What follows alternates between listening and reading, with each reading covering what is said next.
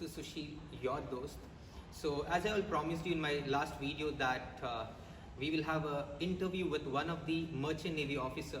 I'm very glad that my friend, a close friend of mine, Mr. Minal Marioraj, who is the second officer on the Merchant Navy ship, has given his valuable time and he has come here to help you all to understand what is Merchant Navy all about. So we are going to have a small interview with Mr. Minal Marioraj, who will help us to understand, in case if I am going to take up this field, what are the things I am going to do, what are the things I have to do, I have to be careful about, and how can I prepare to get this. So let's welcome Mr. Minal Marioraj. So welcome Minal. So we have Mr. Minal, who is the second officer and a very good friend of mine. So let's welcome him. Yeah. So Minal, please have a seat. So let me tell about Mr. Minal. So Mr. Minal and I were classmates. We know each other from a very long time. You can say almost from 2009. So it's been almost you can say 11 years. We know each other. So we are almost, you can say, a very good friend. You can say almost best friend, like brothers we are. So if I have to tell about the journey, when we started our PU days, Mr. Minal was very much interested in ships. Okay, so all those stories he will tell you all. But to tell about him, he's a great person, a very genuine guy who helps many kids to get into this field. So let's welcome Mr. Minal. So Minal, happy to see you after a long time. Thank you So I guess I'll stop being formal now, and because we know each other very well, so I don't think so I have to be formal to him. So let's begin with the interview, where I'll be asking Minal few questions which my students and friends had posted, which they had doubts on. So Minal will help them to answer those things. So the first question, Minal, how did you get interested into this field? How were you attracted towards this field? So the love towards the sea was always my passion from a very long time. I have my family who was sailing and on the oil rigs. So that's where it all started. Somewhere on 10th standard, I started studying more and more about this field and trying to gain more and more knowledge so that I can get into this field without any hassle. And that's where it all triggered, and now here I am into this field. Okay, so guys, if you observe one important thing what Minal has said, it's all about passion. So if I'm not wrong, Minal, people who are having that great passion only will enter this field and they can survive. Yeah, they have to have a particular passion, like the good amount of the interest. The interest is more important, and even your passion, of course. Okay, so my dear friends and students, I hope you have understood the important thing. What you need over here is something called as that passion. You need to have a passion for this field. You cannot simply join Merchant Navy if you are not interested or you just want to do for namesake. So you should have a passion.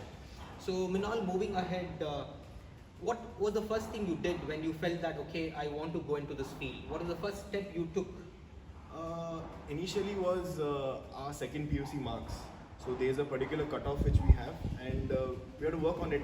That's the main and primary thing, which if you do not have marks and or if you do not have that particular main thing to enter that particular stream, you cannot enter. So marks are the first most important thing, and the interviews, the medical, there are a lot of other things which are required to get into this field. So all those things which I had already shortlisted, I was keeping on it. Okay, great to know. So students and my friends, the first important criteria is marks. So Minal, can you tell me what is the minimum percentage a student should possess to get into this? During when I was giving my interview, basically for DG, like the Government of India, you have I think about 55% or something.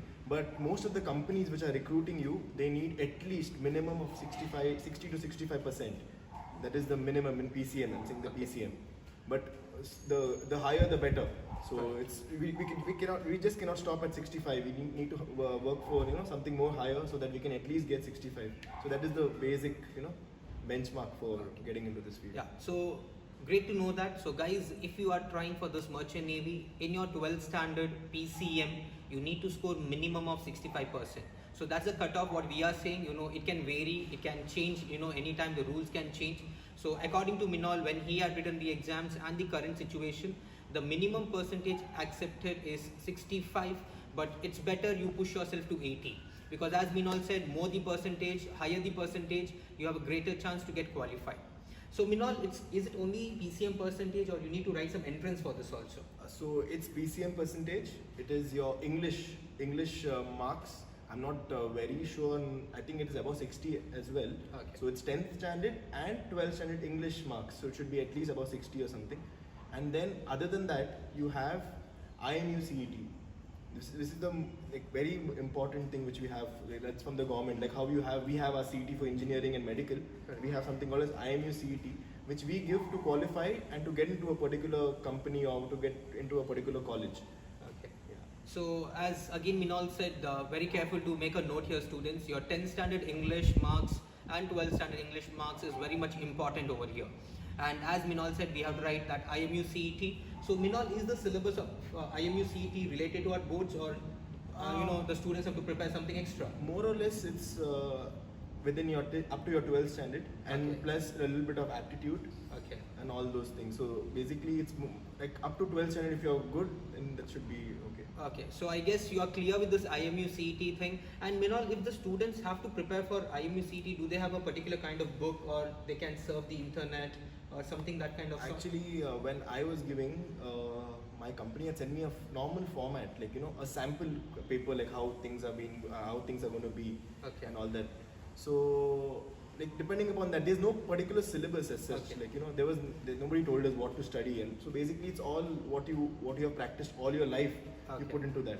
Okay, so in short, I think I'm very much interested, and I'm sure my students also are interested to know, is it easy to crack IMU CET?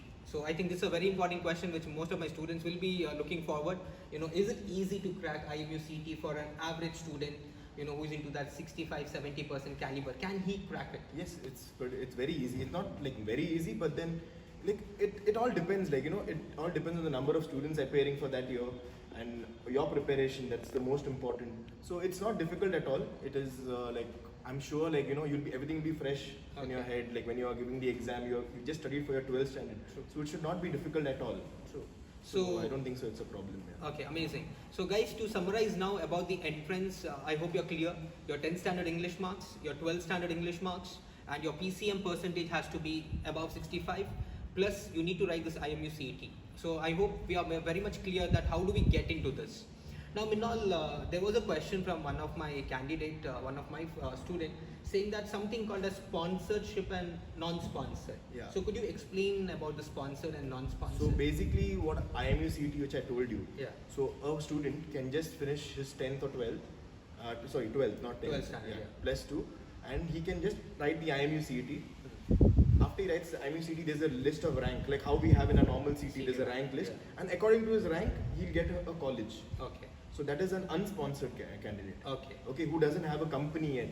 Okay. Okay, so what I had done, I had not gone onto that side of it, Okay. and I have I don't have a very clear picture on that side of it. Okay. But what I had done, and this is the best way for anybody, which I would suggest to do, is that you get a company before you write the IMU CET, Okay. or even after you write, that's okay. But Okay. you get a company. Okay. So as soon as I finished my 12th, Mm. I had approached a lot of a few companies to hire me. So I had got selected in one of these companies. I had given an online entrance exam, and after my online entrance exam, there were 2 rounds of interviews. So there were 2 rounds of interviews in which they will push you to the the max. They'll test you in every way, because you need to be ready for something. At sea, life is not so easy. So you need to be ready for that. So they will ask you a lot of questions, and they will keep. Okay. It's not going to be easy. They're those going to two test interviews. you, Yeah, they're going to in test you. simple. Then you have a psychometric test. Okay. In your psychometric test, it's all your psychological things which you have. Okay. I cleared that, and then I had medical. So Okay. medical is equally important. If you have for a deck officer, it should be 6x6. Okay. Your eye should be 6x6, and no other medical history or something. Okay. Like there should be nothing. So basically, students, you have to understand here. There's something called a sponsored and unsponsored ship, or you can say a non-sponsored ship. Candidate, So, yeah, candidate. candidate. So where a sponsored candidate, before he joins, the college, he will already have a company behind him. So he already has a backup saying that we are going to sponsor you, we are going to give you a job. Whereas for a non-sponsored, he has to look for a job once he finishes his course. So if I'm not basically, wrong. yeah. So basically, what happens is, like a normal engineering college or whatever Correct. they have, So they other companies come to that Correct. government college, or they come and they select candidates. Okay. So not like they don't have a job, they have a Okay. job, but it is on Safer side. recruitment basis. So basically, when I join, I know that my company is going to give me a ship right after my I finish Completion this of course. course, yeah. Over there, what happens is you have to, as an unsponsored candidate, you have to search for a job. Like, that's Okay. it. And you have campus interviews and all that shit. So it is not bad as well. So it all depends on how much knowledge you have, like, at that particular time to get Okay. into to decide what you really want. So guys, keep this in mind. So according to Minol, it's always better you have a sponsorship, okay, so that you always have a safer side. So that was a very good important question asked by one of the candidate, and I hope that candidate is happy with the answer given by Minol. So moving ahead, Minol, I think you have told about the medical fitness also. You need to have a 6x6 eyesight. Yeah. If you have observed, Minol had used a word called as deck officer. So guys, if you have watched episode number 2 of Merchant Navy, I had told you there are basically 2 types of categorization under Merchant Navy. That's the deck officer and the marine engineer. So we have Minol today who will explain about the deck side, and very soon we'll have one more friend of ours who will come and explain you about the engine side. So Minol, moving ahead, once you finished your 12th standard, you clear the entrance. How was the college life? What you did in the college part? And there were few students who asked this question. To go on the deck side, we have basically something called as DNS, okay, that's Diploma in Nautical Science, and there's something called as BSc in Nautical Science. And where, according to my knowledge, DNS is a 1-year course, whereas BSc Nautical Science is 3 years course. Correct. So could you help students to understand whether he has to opt DNS or whether he has to go for BSc? What you would feel, See, the preference is theirs, like Okay. what they really want. Some people want to get a degree before they join the ship. Some people just want to, just join the ship, because the people, it all depends on the perspective of the person, what he really wants. Okay. So I'll just give them the gist, like what 1-year courses and what are 3-year courses. Actually, both are the same. Okay. They lead to the same thing. At the end of the module, like the full Okay. course, both of the courses will give you a BSc Nautical Science degree. Okay, so please Okay. make a note, students. As Minol said, both the concept or both the course will basically lead to the same destination. So it's up to you now whether you get a degree and go to the ship, or you go to the ship with a basic practical knowledge and then earn this degree. If I'm not wrong, Minol. Yeah, right. Yeah. So that's the difference between DNS and BSc Nautical Science. So DNS is 1-year course. The fees can vary. There were so many queries related to the fees also. So the fees depends on college to college, my dear students. In case you want particularly to know, you can comment on the comment section. So we will help you out there also. And BSc Nautical Science is a 3 years degree. It's a BSc degree. Correct. So Minol, I think we have helped them a lot in this.